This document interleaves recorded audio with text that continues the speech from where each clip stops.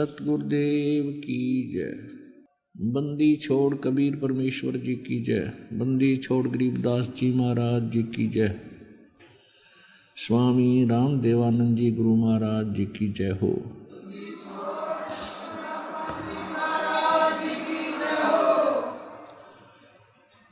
सर्व संगत से प्रार्थना है, सत्संग प्रारंभ हो रहा है। कृपया सत्संग सतल पर शांति पूर्वक विराजमान होकर के श्रद्धा से सत्संग सुने।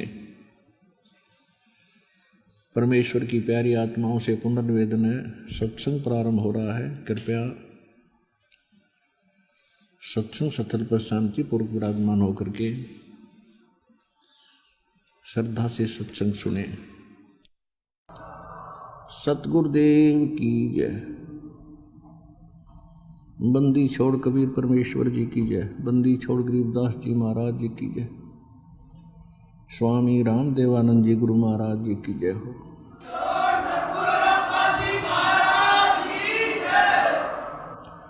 गरीब नमो नमो सतपुरुष को नमस्कार गुरु की नहीं। सुर नर मुनि जन साधुआं संतों सर्वस दी नहीं। सतगुरु साहेब संत सब डंडो तुम प्रणाम। आगे पीछे मत हुए तिनको जा कुर्बान। नराकार निर्विषम काल जाल वैभंजनम निर्लेपम निज निर्गुणम अकल अनुवेशुंडनम। सोहम सुरति समाप्तम सकल समानान्यतल। उज्ज्वल हिरंबर हरदमम बेपरवा अथाह वार पार निमज्जतम। ग्रीव जो सुमर सिद्ध होई गणनायक गलता ना करो अनुग्रह सोई पारस पद परवाना। आदि गणेश मनाऊं गणनायक देवन देवा। चरण कमल लो लाऊं आदंत करूं सेवा। परम शक्ति संगीतम हृदय सिद्धि दाता सोई। अवगत गुण अतीतम सत्पुरुष निर्मोही। जगदम्बा जगदीशम मंगल रूप मुरारी। तन मन अर्पों शेषम भक्ति मुक्ति भंडारी। सुर नर मुनि जन ध्यावे ब्रह्मा विष्णु महेशा। शेष सहस मुख गावे पूज्य आद गणेशा। इंद्र कुबेर सरीखा वरुण धर्म राय ध्यावे। समर्थ जीवन जी का मन इच्छा फल पावे। 33 कोटि अधारा जावे 88। उतरे बहु जल पारा कटे यम की फांसी। 33 कोटि अधारा जावे 88। उतरे बहु जल पारा कटे यम की फांसी। कर जोरूं विनती करूं धरूं चरण पर शीश। गुरु जी राम देवानंद जी महाराज ने दियो नाम बख्शीश। कोटि कोटि सिजदा करूं कोटि कोटि प्रणाम। चरण कमल में राखियो में बांधी जाम गुलाम। कुत्ता हूँ गुरुदेव का रामपाल दास का नाम।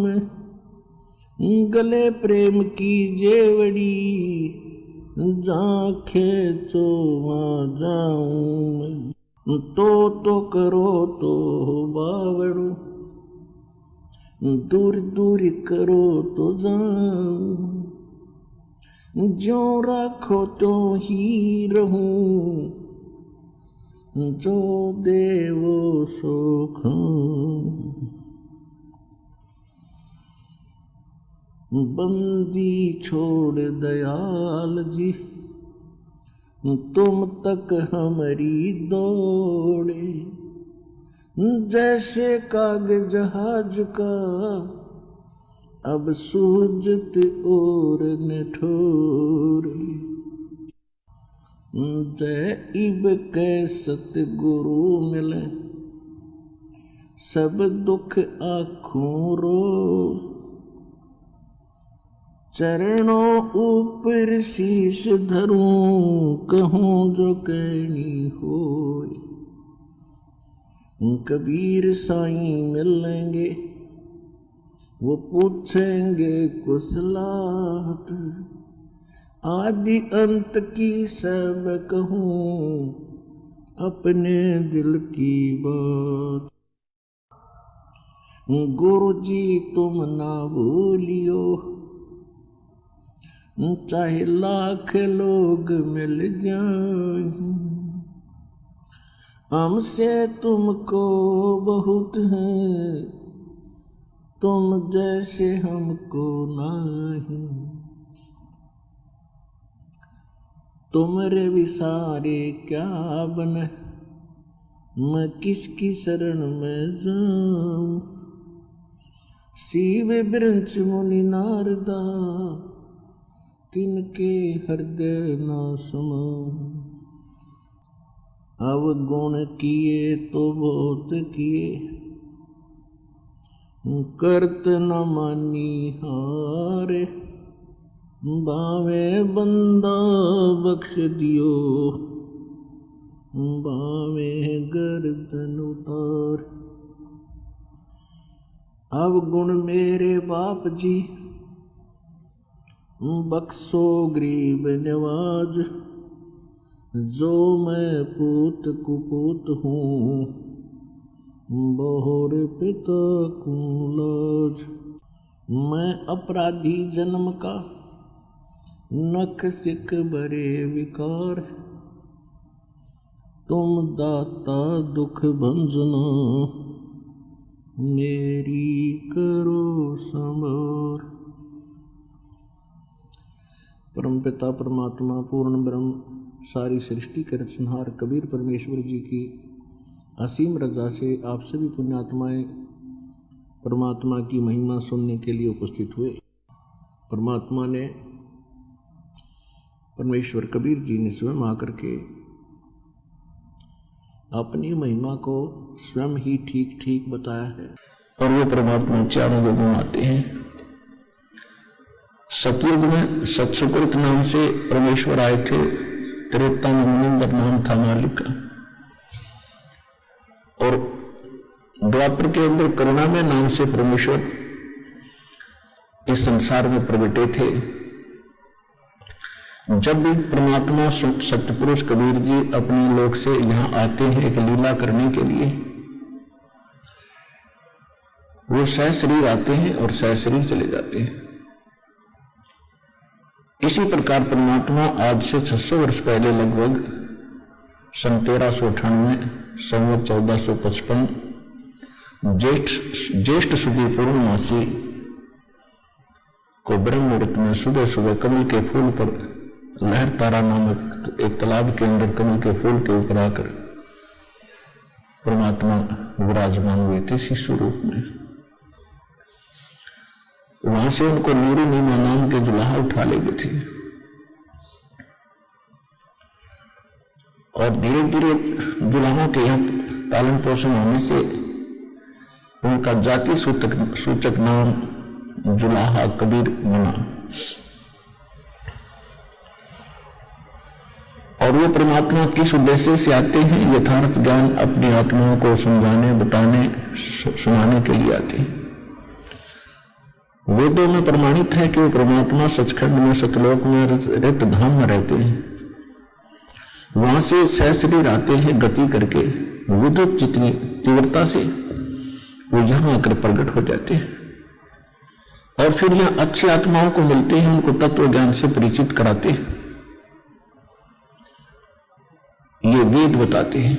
और वो एक कवि की तरह आचरण करते हुए इधर उधर अपने अमृतवाणी का उच्चारण करके ऊंचे स्वर में लोकोक्तियों के माध्यम से, शब्दावलियों के माध्यम से, साखी और दोहों के माध्यम से अपना ज्ञान स्वयं सुनाते फिरते हैं, जिस कारण से उनको एक प्रसिद्ध कवि की भी उपाधि प्राप्त होती है, लेकिन वे परमात्मा होते हैं। और जिन अच्छी आत्माओं को परमात्मा मिले उन्होंने भी यही गवाही दी है।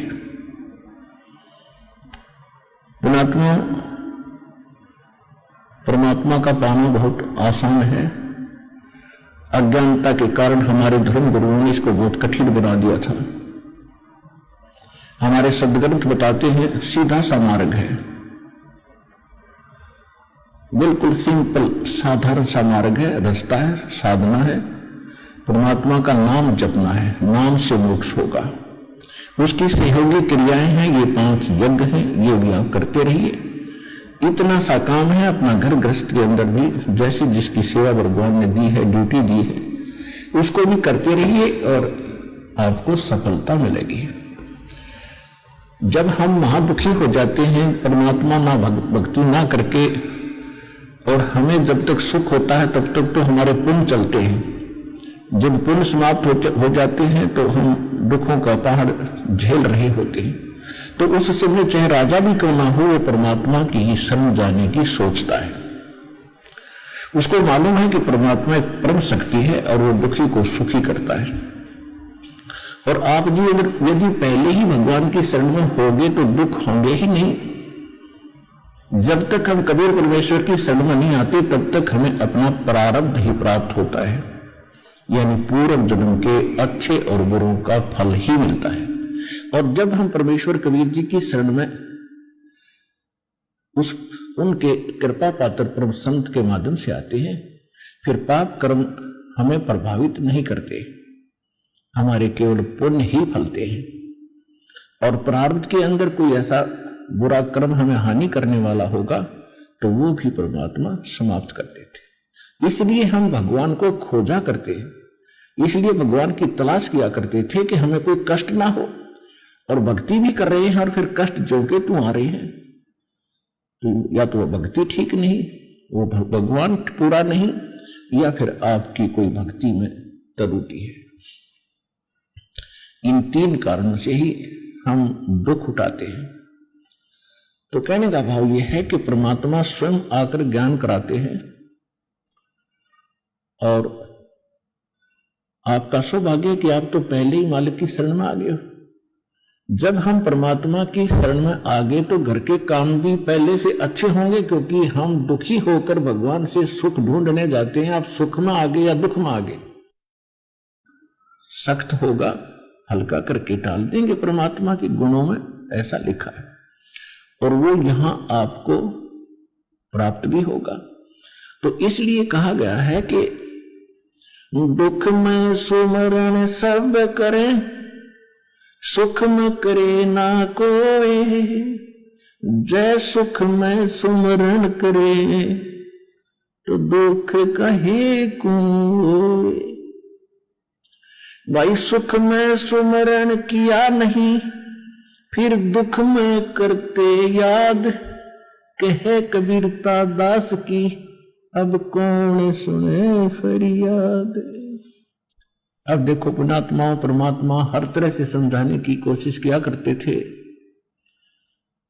कि दुख में सभी भगवान को याद करते हैं और सुख में भूल जाते हैं। और फिर संकेत करते हैं यदि आप सुख में ही भगवान की भक्ति कर रहे होगे तो दुख होगा ही नहीं।